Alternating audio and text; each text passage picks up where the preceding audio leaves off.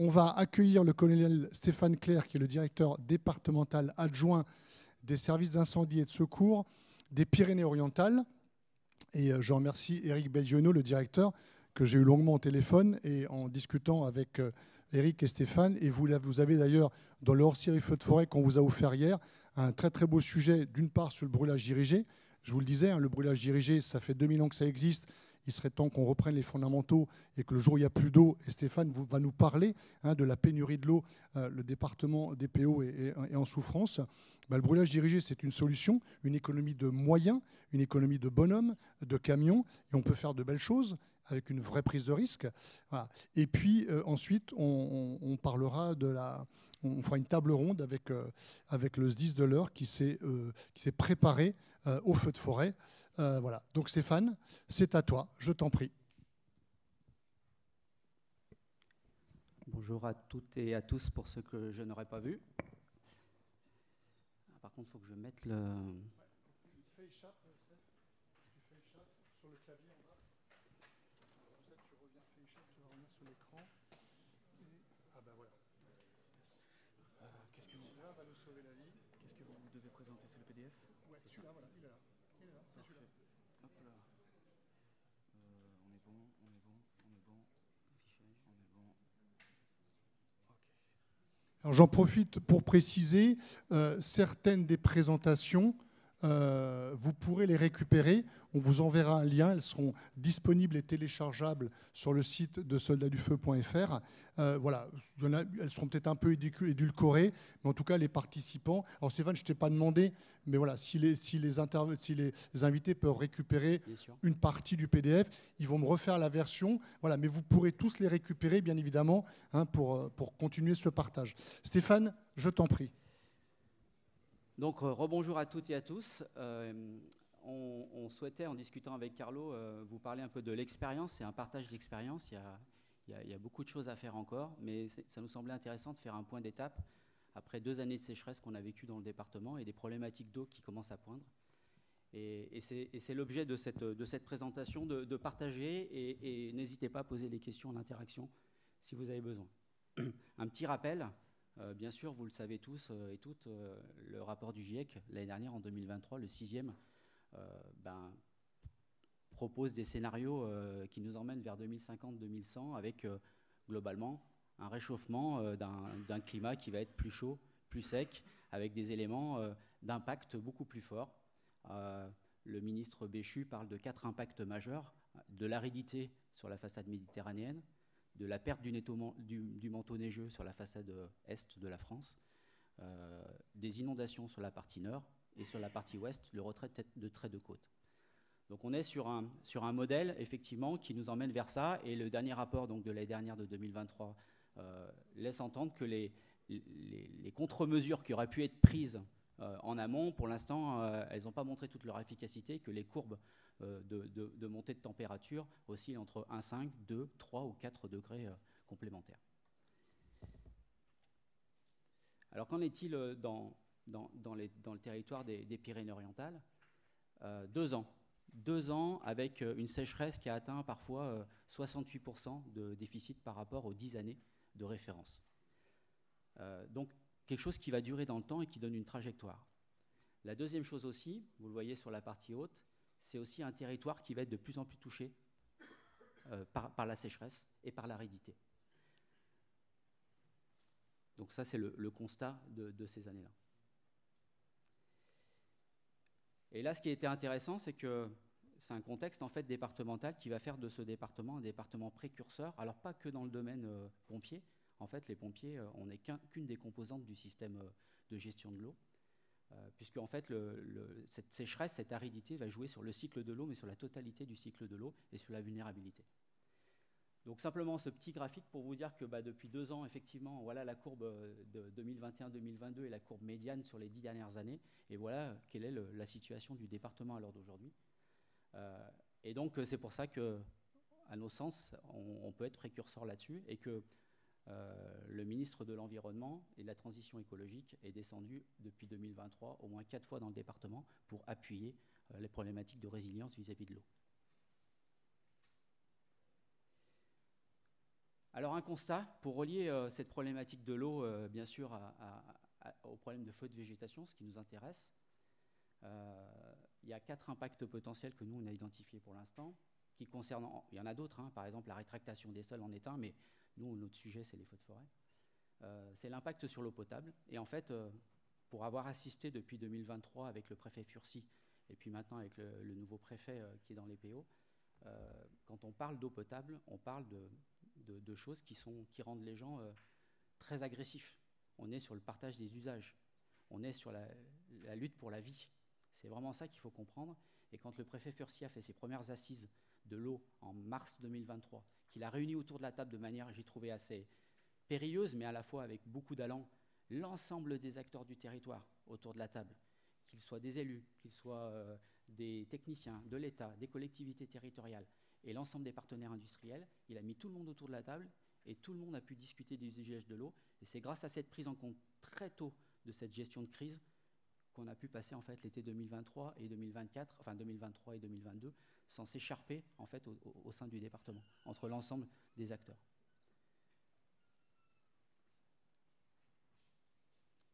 Alors, impact sur l'eau potable. Je ne vous ai pas mis la carte parce qu'elle est confidentielle. Vous travaillez avec les ARS. Hein, quand vous faites des réunions avec les ARS, vous avez des cartes d'eau potable. Et ce qu'il faut retenir, c'est qu'actuellement, dans le département des PO, on a 12 communes qui sont en rupture en eau potable et qui sont livrées par des camions. 12 communes. Ça fait 9000 personnes à l'heure d'aujourd'hui. Donc on est vraiment dans une crise de sécurité civile. On n'est plus seulement dans une sphère pompier, on est dans une crise de sécurité civile majeure. Au total, il y a 50 communes sur 226 qui sont actuellement en surveillance eau ou sous restriction eau, ce qui correspond à un bassin de 35 000 personnes actuellement. C'est pour ça qu'il y a une tension qui est forte sur les usages. Le département des PO, économiquement, c'est un des départements les plus pauvres de France, c'est le 3e, je crois. Il y a 2 mamelles dans le département, 2 mamelles économiques, l'agriculture et le tourisme. Quand vous mettez les acteurs agricoles, que ce soit maraîchage, que ce soit arboriculture, que ce soit vigne, ou que ce soit, j'ai oublié la quatrième activité, et que vous mettez de l'autre côté le tourisme, et ben ces gens-là, c'est leur gagne-pain que vous jouez. Et donc les tensions sur les usages, elle est réelle. Et notre problème de pompier, il arrive que dans le continuum de cette problématique-là. C'est celle-ci qui est d'abord primordiale. Et c'est comme ça que le préfet a pris les choses en main, en réunissant l'ensemble des acteurs autour de la table pour pouvoir en discuter. Et donc, pour nous, il y a des plans d'action qui ont été mis en place, vous le verrez tout à l'heure. Et puis, cette tension sur l'eau potable nous induit des capacités de DECI qui diminuent. Et donc, on a des secteurs entiers où on n'a pas d'eau. J'apporte ma contribution d'eau potable. Oui. C'est bon, je suis servi. C'est du gâchis. Donc, un impact sur l'eau potable et donc sur la DECI. Et donc sur la responsabilité des maires. Parce que n'oublions pas, ou des intercommunalités. N'oublions pas que ce qu'on va mettre en place ici en complémentaire ne remplace pas la DECI. Un impact sur les eaux brutes. Ben oui, forcément, vous avez tous les endroits où vous aviez l'habitude de pomper, tous les endroits où vous avez l'habitude de décoper. Ben, ça pose question. Nous, on a le barrage de Vinça qui était en dessous de son niveau d'écopage. Le barrage de Vinça, c'est sur la vallée de la Tête, en partie haute, là, au milieu du département. Si jamais on n'a pas le barrage de Vinça, la rotation des canadaires, c'est 3 fois le temps. Ça veut dire qu'en fait, on va perdre 3 fois le temps, d'accord, quand on n'a pas d'eau dans ce type de barrage.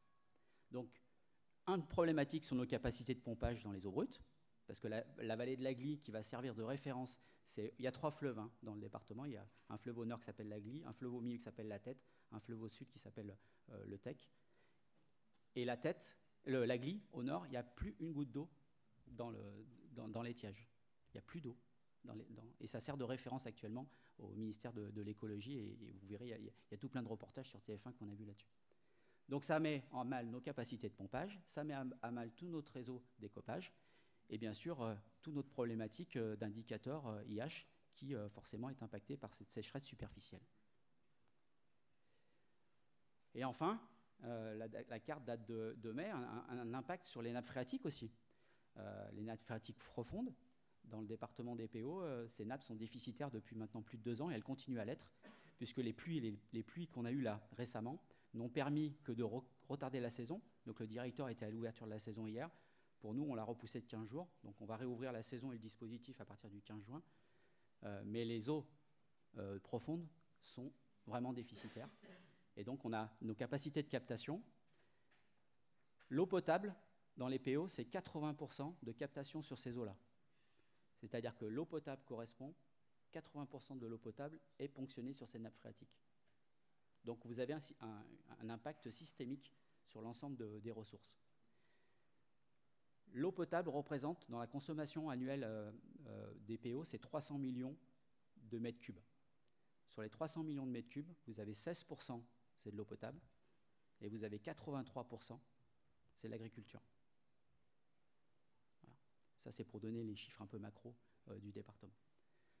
Et donc, nous, ce qu'on constate, c'est que les pluies nous ont fait du bien en superficiel, mais que en IS, enfin en structure, en indicateur plus profond, pour l'instant, il n'y a eu aucun impact des pluies qui sont tombées récemment. Et donc, on est toujours dans un système de sécheresse. Le quatrième vecteur, c'est l'impact sur le dépérissement des végétaux, qui celui-là est très important, parce que qu'il pleuve ou qu'il ne pleuve pas, une fois que le dépérissement des végétaux a eu lieu, on a du bois mort au sol, on a plus de bûches dans la cheminée. Et donc, du coup, on a travaillé avec l'ONF, qui nous a cartographié via satellite, en fait, l'ensemble du département, et qui a pu déterminer des zones à risque, des zones de dépérissement. Et on est quand même sur des végétaux qui résistaient. Hein. On était sur du chêne kermès, on est sur du chêne liège, et on est par endroits, on a référencé des endroits où on est à 50% à 80% de bois mort sur pied. Qu'est-ce que ça veut dire en impact pour nous? Vous le connaissez, c'est-à-dire qu'on aura des feux qui seront plus convectifs et des feux qui seront plus virulents que ce qu'on a connu. Et donc, une approche de ces feux qui sera un peu différente, là où vous avez l'habitude peut-être de vous engager dans un contexte de végétation qui monte, avec la sève qui monte, et puis l'hydrométrie qu'il faut. Là, il y a quand même une cartographie à faire, et je vous dirai ce qu'on a fait par rapport à ça. Donc, on travaille de manière très très proche avec l'ONF, bien sûr, et la DDTM, pour déterminer ces zones et pouvoir cartographier l'ensemble des zones vis-à-vis de ce dépérissement des végétaux. Et même s'il pleut cette année, si on a un phénomène cyclonique assez fort, compte tenu de El Niño sur l'Atlantique, et qu'on récupère des cellules orageuses assez fortes sur cette saison, de toute façon, le bois qui est au sol, il restera au sol, pas pour cette année. Rappelez-vous, quand on a eu la tempête de 99, c'est pas 99 qui nous a posé problème, hein, c'est les feux de 2003, hein, et tout le combustible était au sol. Voilà les 4 domaines sur lesquels on travaille. Ce qui est important de comprendre, je pense, et c'est ça qui est fondamental, c'est qu'en fait, c'est tout un territoire mobilisé. Ce n'est pas les pompiers qui se sont dit d'un seul coup, je vais réfléchir à de l'eau. En fait, ça fait partie d'une réflexion et d'une mobilisation générale du territoire sur ce sujet de l'eau. On ne pourra pas tout seul porter notre baluchon si on est tout seul dans ce système-là. Non, c'est un système où tous les élus, tous les décideurs, tous les acteurs économiques sont réunis autour de la table pour pouvoir discuter. Et à un moment donné, on a notre parole au milieu. Et là, on dit, attendez, nous, on a des problèmes d'eau, comment on fait comment on s'organise pour ça? Et c'est cette mobilisation qui nous a permis peut-être d'aller plus vite, et en termes de financement, et en termes de mise en place de contre-mesures, on va dire, sur le département des PO, que je vais vous présenter juste après.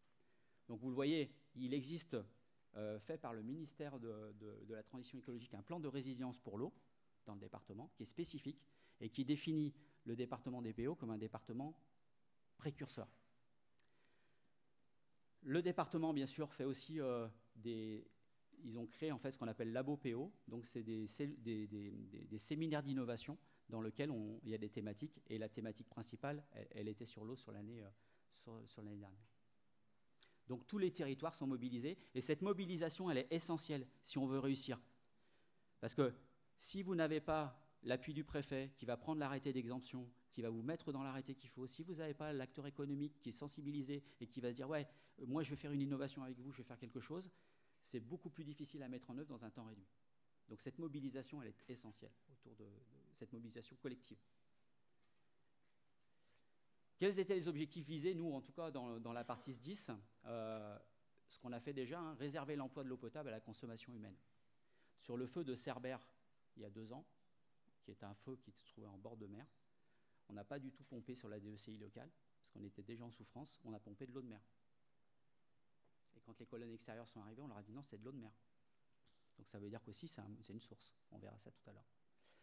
Réaliser un maillage territorial de défense incendie par des réserves complémentaires en eau brute, c'est aussi tout le discours de créer en fait, des retenues d'eau artificielles, avec les problèmes, vous le savez, avec nos collègues de l'environnement et de la biodiversité qui disent que la création de bassines peut être nuisible, etc. Donc il y a tous des jeux d'acteurs aussi par rapport à ça. Et c'est diversifier les ressources en eau brute, et on va le voir et le détailler un peu plus, puisque c'est le cœur de la présentation. Ce qu'on a souhaité mettre en place avec le directeur, parce que pour essayer d'unifier la pensée sur ce sujet-là, c'est un concept de réserve stratégique en eau brute. Pourquoi? Et ce concept de réserve stratégique en eau brute, il est à la main du préfet. C'est-à-dire qu'en fait, il ne remplace pas la DECI. Et c'est là où il faut faire attention, parce que quand vous mettez des éléments complémentaires, quand vous mettez des bâches, quand vous mettez des camions, quand vous mettez... ça ne remplace pas le système actuel de DECI. Et parfois, avec les élus, c'est un peu difficile, parce que les élus, ils disent, non, c'est bon, il y a de l'eau dans la bâche.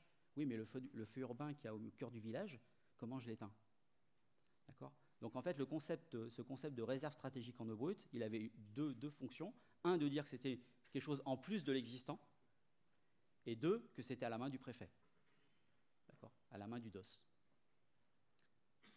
Donc là, vous avez un exemple de signature et d'implication des élus avec le ministre Béchu qui est venu il y a moins d'un mois sur le département. Alors avec quoi? La première idée, elle est venue de ce capitaine volontaire, chef de centre, vigneron à Estagel, dans le département, et qui nous a dit, mais attendez, mais il y a des cuves coopératives qu'on n'utilise plus dans les vignobles. Est-ce qu'on ne pourrait pas s'en servir pour faire du stockage tampon? Et donc c'est comme ça qu'à partir de son idée, ça c'était une idée en 2022, on a commencé à travailler avec la Chambre d'agriculture, travailler avec les services de la préfecture, pour utiliser en fait ces anciennes caves coopératives et les remplir en eau brute, pour obtenir en fait maintenant, à l'heure d'aujourd'hui, on est conventionné avec 17 caves coopératives sur l'ensemble du département. C'est un département, je vous ai dit, agricole, un département vigneron aussi. Et on a 2500 mètres cubes d'eau stockée dans ces caves, à l'heure d'aujourd'hui. Avec des dispositifs, comme vous le voyez, de raccords et de tuyauterie qui sont mis en place au plus proche du territoire. Donc les caves coopératives, c'était une première idée et on a abouti sur une partie. Stockage dans les bases souples ou dans les autres casernes. Donc là, on a obtenu aussi la capacité on s'est dit, tiens, les casernes, c'est quand même un bon support, on a un bon maillage. Nous, on a 42 casernes qui sont maillées sur le territoire. Pourquoi on n'équiperait pas les casernes de réserve souple avec récupération d'eau de pluie? Donc on a actuellement notre plus gros CSP au sud, et on a une grosse réserve de 4500 mètres cubes.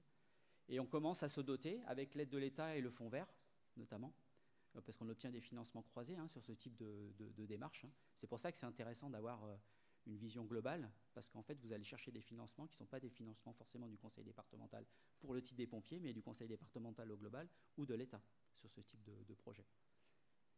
Et donc là, on a 6 réserves d'eau brute dans 5 casernes qui représentent 630 mètres cubes et qu'on a mis en place sur le département. Toujours dans le cadre de la réserve stratégique. Ce n'est pas un remplacement de la DECI. Le renforcement des citernes. Bon, ça, vous savez très bien qu'on a des citernes. Nous, on a un parc de 260 citernes DFCI dont on vérifie le remplissage avant l'été, ce qui fait 7400 mètres cubes. Et cette année, on a complété nos dispositifs, notamment sur les communes qui étaient en déficit d'eau potable. On a travaillé pour cibler l'implantation des citernes vers les communes qui étaient en souffrance chronique d'eau potable pour pouvoir apporter un plus à la défense incendie sur ce type de communes. Donc là, avec l'aide du Fonds vert 2023, on a la création de 10 citernes complémentaires, toujours dans l'analyse de risque, au plus proche des communes qui sont touchées par les problématiques d'eau. Les réhutes, réutilisation des eaux grises, des stations d'épuration. Là, c'est pareil, vous ne pouvez pas agir tout seul, parce que c'est d'abord, quand on utilise une réhute, c'est d'abord à l'utilisation communale qu'elle sert, ou à l'utilisation intercommunale. Le maire, il est intéressé, ou le président de l'interco, il est intéressé pour récupérer l'eau, pour nettoyer les routes, pour arroser les plantations qu'il a mis, pour le stade, etc. Et c'est là où, après, dans l'utilisation, vient s'incorporer les pompiers pour la défense contre l'incendie. Donc la REUT, c'est un arrêté du préfet et un arrêté de l'ARS. Parce que la qualité des eaux, vous avez un problème de disponibilité de l'eau et vous avez un problème de qualité des eaux ensuite. Il y a deux problématiques avec l'eau, la disponibilité et la qualité.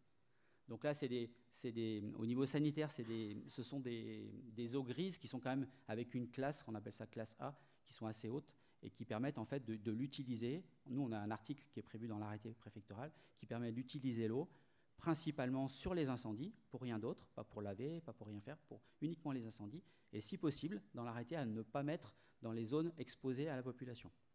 C'est comme ça qu'est rédigé l'arrêté.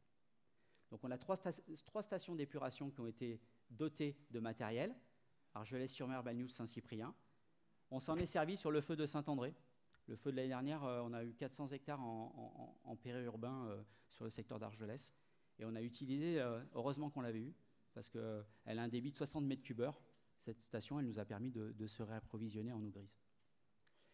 Et là, il y en a 2 autres stations qui seront opérationnelles pour la saison 2024. Ça, il faut travailler avec les STEP, il faut travailler avec les intercos, il faut travailler avec les maires, il faut travailler avec l'ARS. Donc on est vraiment sur une problématique interservice quand on travaille sur ce type d'action. Et enfin, pour l'instant, un élément complémentaire, je ne sais pas si vous le savez, mais les eaux de piscine, de camping ou les eaux des parcs aquatiques, l'ARS oblige à renouveler en fait les eaux toutes les 3 semaines à peu près.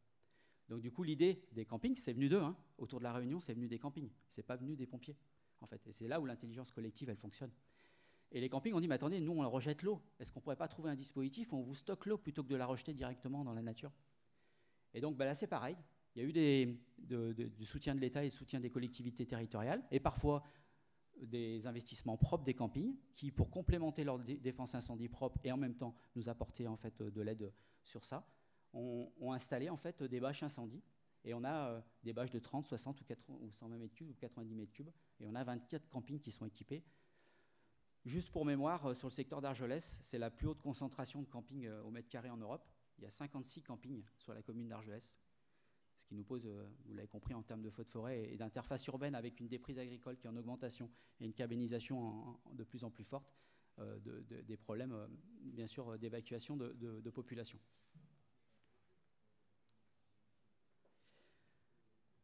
Une fois qu'on a fait ça, après, il faut mettre ça dans la moulinette opérationnelle. Donc, il y a forcément une cartographie de l'ensemble des points d'eau. Cette cartographie est interconnectée, bien sûr, avec le système d'alerte SGA et Géo. Et vous avez référencé l'ensemble de ces nouveaux outils à disposition, bien sûr, de toute la chaîne hiérarchique. Sur l'ensemble du département, on est atteint aujourd'hui 15 400 mètres cubes en eau de stockage sur l'ensemble de ces dispositifs.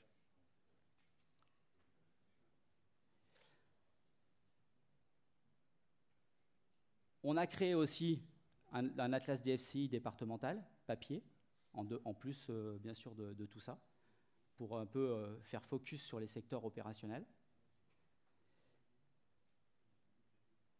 Et des plans étarés pour les caves coopératives et les stations d'épuration pour la mise en œuvre, avec les points d'accès, les points de mise en œuvre, la localisation exacte et les capacités en eau de l'ensemble de ces outils. Tout ça pour qu'en fait, on passe de l'outil de stockage à un outil de production opérationnelle qui soit efficace sur le terrain pendant la saison. Avec le dépérissement, donc ça c'est quelque chose qui est un peu plus novateur, qu'on aimerait faire tous un peu, mais on a essayé de le faire. On a essayé de croiser l'ensemble des couches que l'on avait sur une cartographie où on va aider le préfet à prioriser les actions des élus en aménagement du territoire. Qu'est-ce qu'on a croisé comme données? On a croisé le dépérissement. Donc les zones de dépérissement fort que nous a fait l'ONF, on a fait zone par zone, on a regardé où est-ce qu'il y avait du dépérissement. C'est le premier cercle que vous avez en rouge, les stations en rouge là. Ensuite, on a croisé les endroits où il y avait une DECI qui était déficitaire, c'est les cercles en bleu. Après, on a croisé les endroits où il y avait une accessibilité déficitaire. Et après, on a croisé les endroits où il y avait des enjeux. Et comme ça, on a fait des cartes de chaleur sur l'ensemble départemental qui nous permet d'être plus proactifs sur le conseil des élus, du préfet, à la fois en opérationnel, mais aussi en aménagement du territoire, pour essayer d'être plus précis et prioritaire sur les actions qu'on va produire sur le terrain. Cette action-là, chaque zone est référencée avec une analyse technique qui est assez détaillée, vous le voyez, hein. Là on a pris un exemple de Sorède qui est un de nos points noirs, puisque c'est un point que vous voyez qui est ici, là.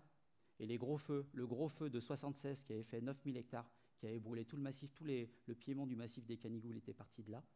Et bien regardez, avec la tramontane, elle s'ouvre dans ce sens. Hein. D'accord.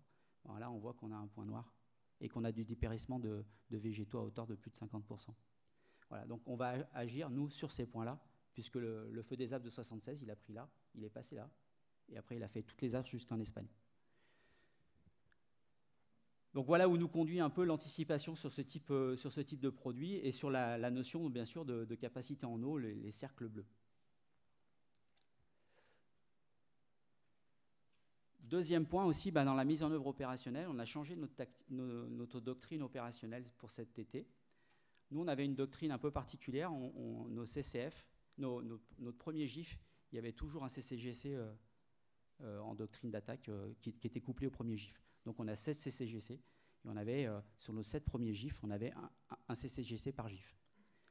Compte tenu de la raréfaction et de la technicité qu'il faut aborder maintenant, on va créer des groupes alimentation, des dispositifs préventifs en groupe alimentation, donc 2 groupes alimentation en préventif. Avec, là, on est en train de faire les formations sur le mois de juin avec des chefs de groupe qui sont formés, qui savent lire les cartes, qui savent se plugger et qui savent utiliser en fait ces outils. Et ensuite, notre groupe alimentation, c'est 2 TOUC de 10 000 avec 2 CCGC de 16 000, une VL et une EMPR.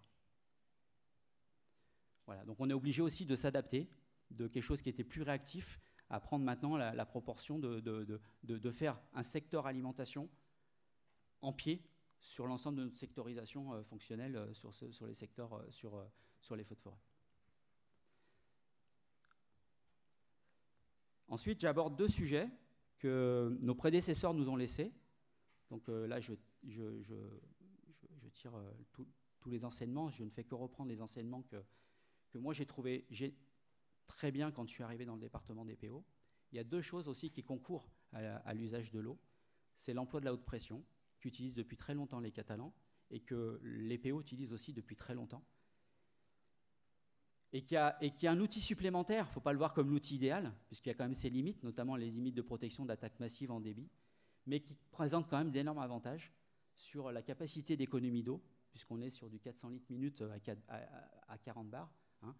Donc basse pression inférieure à 20 bars, 20 bars, 80 bars, haute pression, et après au-dessus de 80 bars, très haute pression. Et donc on est sur un débit nominal de 40 bars sur nos pompes qui peuvent faire en fait les 2 étages, hein, c'est nous qui les bridons les pompes, donc basse pression, haute pression. Une économie physique des personnels, parce que quand vous tirez une colonne d'eau dans de la haute pression, c'est beaucoup plus allégé. Et un meilleur jet de pénétration, notamment dans le jalonnement. Donc vous en avez vu un essai hier dans les workshops qu'on a fait notamment. Donc là, la haute pression, c'est quelque chose qui est un outil complémentaire que le chef d'agrès doit avoir et le chef de groupe dans sa bannette, pardon. Et là, actuellement, on a un GTR, donc un groupe technique logistique sur l'ensemble de la zone PACA et Occitanie. Et on est en train de créer un groupement à marché de commande où il y a 17-10 de cette zone qui sont en train de se regrouper pour faire un achat groupé sur la haute pression. Donc là, la haute pression, c'est un des moyens aussi de lutter en utilisation contre la surconsommation en eau. Voilà, pour montrer aussi qu'on fait des efforts. Et ça, c'est quelque chose qui fonctionne depuis des années et que moi, j'ai vu fonctionner dans les PO. Le dernier, on a fait un feu de montagne au mois de mars, là. On a, en mettant Q à Q 2 CCF, haute pression, on a fait 2000 mètres de tuyaux, 300 mètres de dénivelé, sans relais. Sans relais. Et on est arrivé avec de l'eau. Alors, ce n'est pas sur du feu virulent, hein, c'est sur du feu de montagne, on est d'accord. Mais pour vous dire la capacité que offre la haute pression aussi sur ce type, sur les feux de végétaux. Donc ça, c'est l'héritage vraiment de nos anciens qu'il faut, je pense, ne pas abandonner et qui est une bonne idée. Le deuxième, on en a parlé, Carlo en a parlé tout à l'heure, hein, c'est moi, j'aurais 20 ans, je pense que je me serais lancé dans cette spécialité, à l'époque si je l'avais connue. C'est le domaine des feux tactiques. Moi, j'ai découvert, je suis arrivé dans le département le 1er août 2022, même si j'avais une petite expérience dans le Var il y a 40 ans. Les feux tactiques, c'est vraiment un moyen de lutter, bien sûr, en cas d'absence d'eau. Pour vous donner un exemple, le feu de Cerbère, le verrou que me fait le chef de secteur avant, sur le feu de Cerbère en face d'Espagne, sur un vent à 100 km/h, c'est les feux tactiques qui me ferment le verrou à l'avant. C'est eux qui me l'ont fermé. Et quand on fait le retour d'expérience des collègues qui sont l'Andiras, ils sont là, je ne sais pas s'ils sont là, ils ont utilisé les feux tactiques aussi pour éviter que le feu n'aille sur Arcachon. Hein, c'est ce que tu m'avais dit. Donc c'est vraiment une technique et une spécialité qui demande beaucoup d'expérience, qui demande beaucoup de temps, qui nécessite qui pour moi relève du compagnonnage, parce qu'on est vraiment dans de l'art. Nous, on a la chance d'avoir une culture comme ça catalane, avec des gens qui sont formés. Celui que je vous ai montré, là, le capitaine volontaire, est un des piliers de cette spécialité, et permet en fait, en absence d'eau, parce que parfois vous n'avez pas d'eau, et des territoires qui sont inaccessibles, et de pouvoir attaquer ou contre-attaquer le feu. Mais ça sert aussi en économie des forces, quand on veut aligner les lisières, comme on dit, ou aligner le verre, pour éviter de faire de la surveillance sur des zones qui seraient consommatrices en ressources humaines, parce qu'on parle de ressources en eau, mais vous le savez tous comme moi, qu'on a aussi le souci d'économie des hommes et des ressources humaines. Donc la doctrine des feux tactiques, elle s'inscrit pleinement dans cette vision. Et je pense qu'on a dans le bassin méditerranéen des gens qui sont très compétents sur ce domaine-là. C'est un outil du COS. Il faut l'utiliser à bon escient, mais quand il est bien utilisé, dans les conditions de sécurité, c'est franchement un outil qu'il faut ajouter, que moi je trouve très efficace, et puis qui a montré ses preuves. Dans le département, on fait à peu près entre 600 et 1000 hectares de brûlage dirigé, parce qu'il faut s'entraîner pour faire ça. Donc l'hiver, avec nos collègues de l'Aude, avec nos collègues du bassin méditerranéen, on fait des brûlages dirigés. Donc on rentre en brûlage dirigé avec le pastoralisme, et on a une convention avec le pastoralisme, et l'hiver on brûle. Donc on fait des brûlages pour le compte en fait, des éleveurs sur la partie notamment haute des Pyrénées. Donc là, c'est deux moyens qui viennent complémenter. Des autres choses qu'il ne faut pas, que nous on voit poindre un petit peu, c'est l'eau de mer. Vous avez vu que les industriels nous en ont parlé, hein, les fameuses cuves en inox marine 316L. Nous, la moitié du parc est équipé comme ça. On a un parc de 62 CCF, on a la moitié en cuve inox, moitié en cuve acier.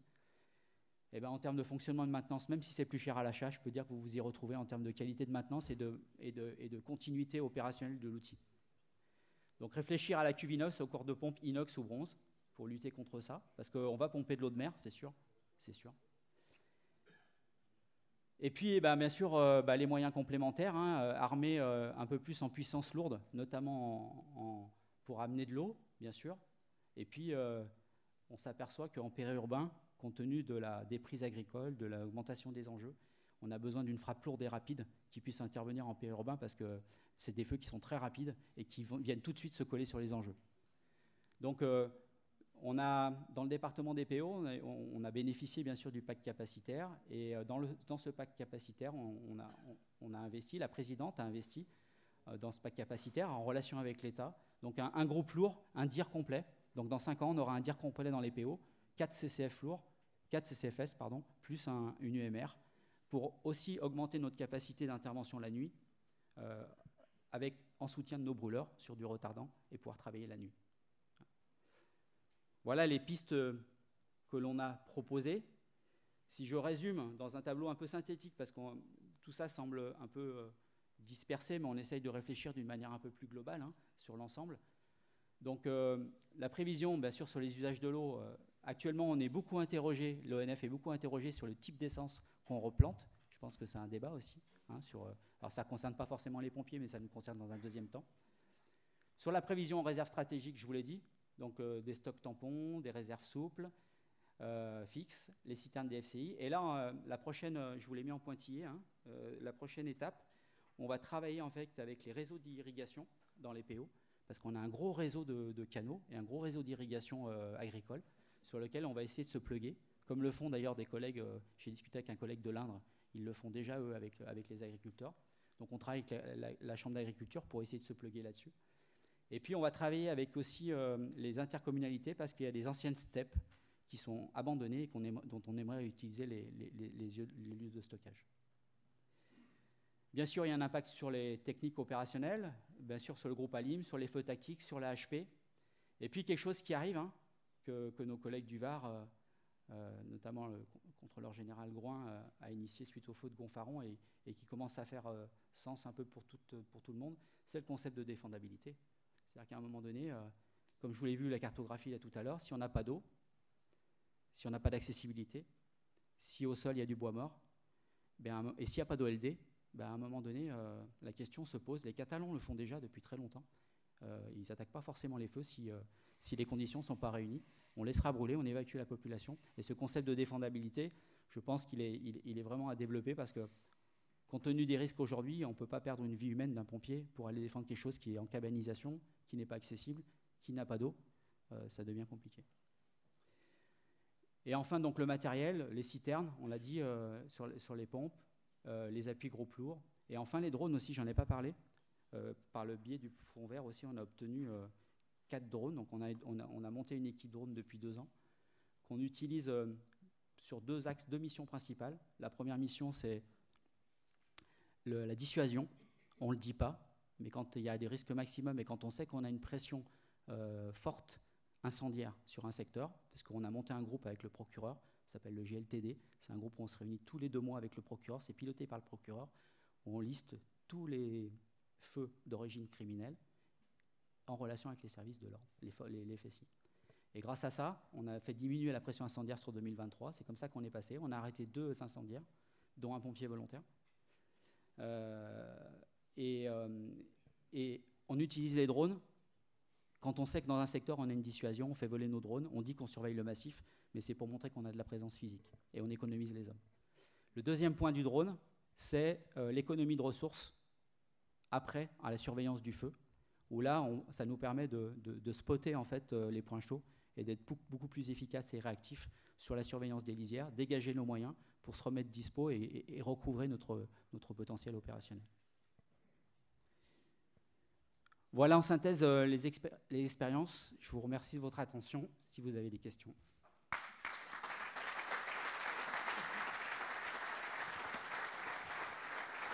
Merci Stéphane pour cette très belle présentation. Et ça nous allume plein de lumière, je pense à nous tous, hein, parce qu'on voit la gravité, on le disait bien évidemment avec Eric Belgioino, enfin, en tout cas le danger de risque dans lequel vous êtes. Et en fait, là encore une fois, on va en parler rapidement. Les sapeurs-pompiers prennent le taureau par les cornes. Est-ce que quelqu'un veut intervenir? Est-ce qu'il y a une question? Allez.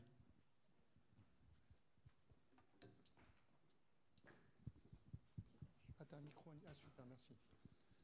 Merci pour la présentation, Stéphane. Vraiment très intéressant pour la problématique de pénurie d'eau qui va tous nous toucher au fur et à mesure. Mais j'aimerais revenir sur la partie eau salée, le pompage eau de mer. Oui. Est-ce que les matériels vont être adaptés en fonction? Les corps de pompe, l'érosion est-elle prise en compte? Et surtout les conséquences aussi sur les traitements de surface, peut-être pas agricoles, sans peut-être pas traiter à l'eau de mer, mais la conséquence d'un traitement à l'eau de mer. À l'eau de mer. Le retour d'expérience sur le feu de Cerbère, c'est en fait notre parc il est composé, on a la moitié du parc qui est équipé en cuve inox marine et corps de pompe marine, et la moitié du parc qui est équipé et qui n'est pas équipé. En tout cas, ce qui est sûr, c'est que dans tous les cas, il faut un protocole de rinçage très poussé. C'est-à-dire que derrière les véhicules, on ne peut pas pomper de l'eau de mer et puis laisser comme ça dans les tuyauteries. Donc on a mis en place un protocole, il y a une fiche technique départementale qui existe pour rincer abondamment. En fait. Donc au départ, bien sûr, on pompe de l'eau de mer parce que l'urgence, c'est de faire face au feu, mais on va réutiliser plus d'eau parce qu'il faut absolument qu'on rince nos matériels. Voilà, donc en termes d'économie d'eau par rapport à l'objectif qu'on avait initialement d'économie, ce n'est pas forcément une économie, c'est une urgence qui fait qu'on utilise l'eau de mer parce qu'on n'a pas le choix si on veut arrêter le feu. Mais ce n'est pas la solution miracle pour faire face au problème d'eau. De même que la désalinisation n'est pas c'est un outil, mais ce n'est pas un miracle non plus. Hein. La désalinisation, ça demande beaucoup d'énergie, ça coûte très cher. C'est 10 fois le prix, c'est 3,50 € du mètre cube pour de l'eau désalinisée à 0,2 € à l'heure d'aujourd'hui pour le mètre cube. Et en plus, ça produit beaucoup de déchets salés. Donc voilà. Donc c'est pas la panacée, c'est l'urgence de la situation qui a fait qu'on a pompé de l'eau de mer. Mais il faut quand même qu'on prépare nos matériels. Et moi, ce que je peux constater depuis 2 ans que je suis arrivé dans le département, c'est qu'il est plus facile d'entretenir notre parc qui est de qualité en termes de cuves et en termes de pompes que les anciennes cuves qui étaient en acier et qui, avec le système d'anonymisation, étaient plus fragiles. Étaient plus fragiles. C'est le cas aussi pour, notamment, je pense au département de l'Oise. Je ne sais pas où il est, David. Il est là, David, là-bas.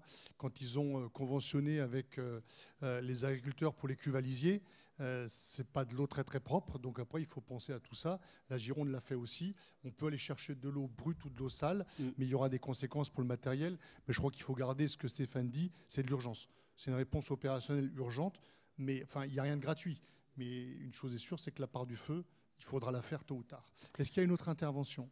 Là, pour dire, ça nous a sauvé quand même l'élément parce que... Cyril, passe ton micro derrière. Ça nous a sauvé parce que les avions à Cerbère, avec 120 km/h de vent, les avions n'ont pas pu travailler. Donc on n'avait que des troupes au sol, sur un vent à 100 km/h.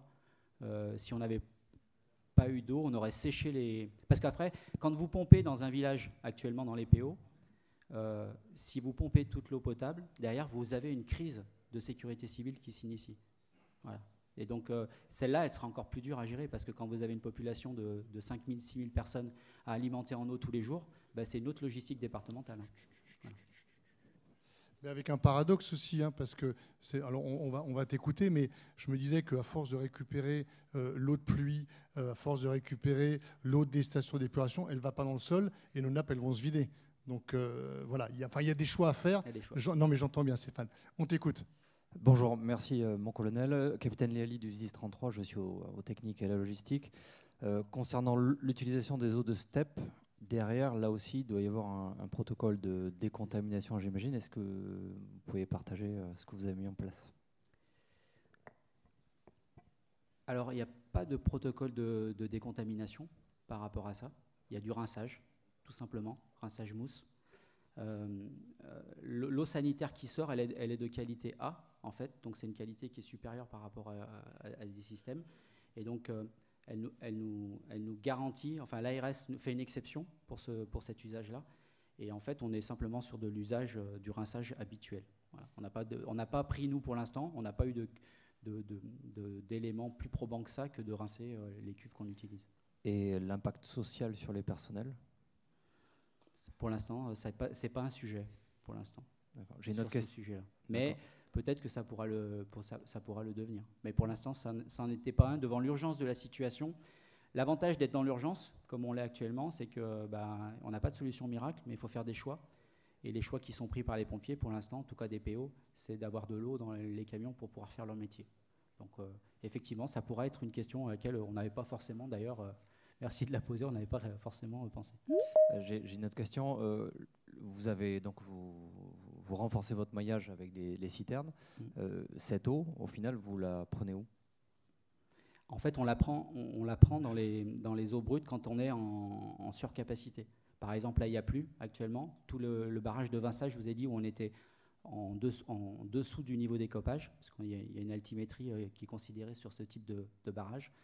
Là, on est au maximum. Donc, c'est dans ces périodes-là que l'on prend l'eau et que l'on va remplir en fait les cuves.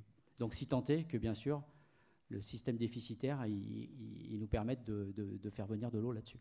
Et c'est le SDIS qui remplit ces réserves ? Oui. À l'heure d'aujourd'hui, c'est le SDIS qui remplit. Mais on est en train de travailler avec le directeur pour que cette prise en compte, là, on l'a fait dans l'urgence, mais que cette prise en compte soit partagée avec l'ensemble des acteurs, puisque la compétence des ECI, c'est quand même une compétence communale. C'est vraiment là l'intérêt et l'avantage de sa présentation. Et on va terminer là, comme ça on va enchaîner parce qu'on a pris un peu de retard. En tout cas, Stéphane, merci.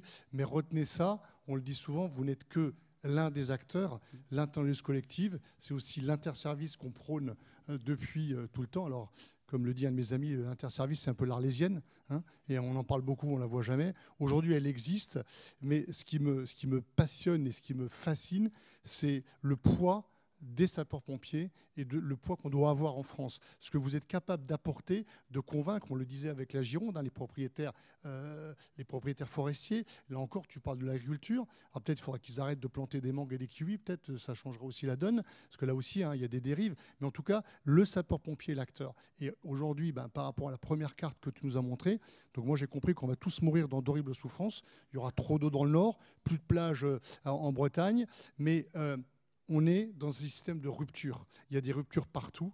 Le dernier maillon, il est là. Donc on compte sur vous. Allez, merci beaucoup Stéphane, on l'applaudit.